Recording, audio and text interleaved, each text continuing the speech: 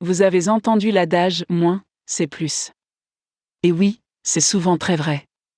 Regardez comment le moins de Google, une simple page blanche avec une recherche vide, a écrasé le plus de Yahoo, une page superchargée, remplie à ras-bord de tonnes d'informations et de liens à profusion.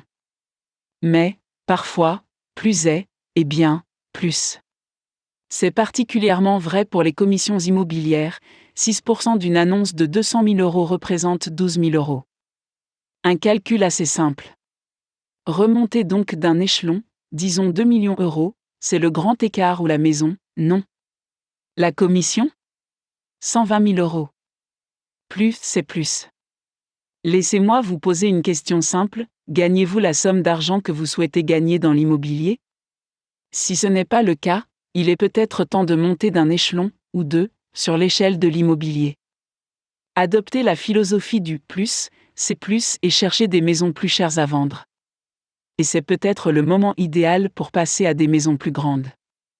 Selon le rapport Millionnaire Corner Affluent Market Insight de Spectrum pour 2014, le nombre de ménages millionnaires aux États-Unis a atteint le chiffre record de 9 millions.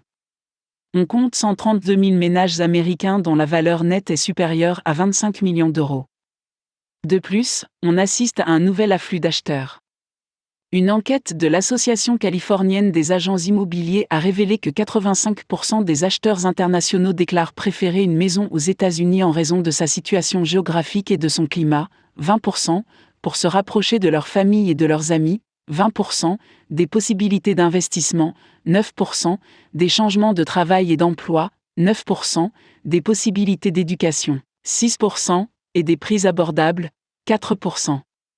Et écoutez bien, l'année dernière, 69% des acheteurs internationaux ont payé leur propriété entièrement en espèces, contre 27% des acheteurs traditionnels.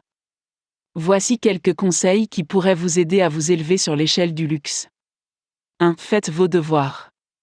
Tout d'abord, examinez les possibilités d'inscription de maisons de luxe sur votre marché. Combien de maisons entrent dans cette catégorie ? Combien d'autres agents desservent ce marché ? 2. Apprenez des agents de luxe actuels. Comment fonctionnent les agents de luxe sur votre marché ? Que font-ils différemment des agents qui servent des clients à revenus moyens ?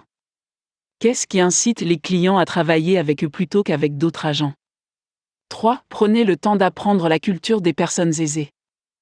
Ne vous laissez pas berner, tout le monde n'est pas pareil. Familiarisez-vous avec les moindres détails de la vie des riches. Comprenez les différences culturelles. Recherchez et rejoignez des groupes et des organisations caritatives qui vous mettront en contact avec les bonnes personnes. 4. Développez une marque qui vous démarque des autres agents de luxe. C'est ici que vous utilisez ce que vous avez appris en observant les autres agents sur votre marché. Réfléchissez à la manière dont vous pouvez améliorer ce que font vos concurrents. Que pouvez-vous offrir qu'ils n'offrent pas ? Quels services pouvez-vous fournir qui vous rendent plus désirable ? 5. Souvenez-vous du dicton « Il faut dépenser $1 pour gagner $1 ». Les agents immobiliers sont notoirement bon marché. Mais ceux qui travaillent sur le marché du luxe ont appris à se départir de leurs habitudes frugales. Veillez à ce que votre budget marketing soit en ordre, afin de pouvoir dépenser les sommes nécessaires pour que votre marque soit à la hauteur de celle de tous les autres agents de votre marché. Vous ne pouvez tout simplement pas lésiner sur tout ce qui touche à votre image, carte de visite, site web, voiture, vêtements, etc. Si vous voulez percer sur ce marché, vous devez avoir l'air et jouer le jeu. Si vous voulez percer sur ce marché, vous devez avoir l'air et jouer le jeu.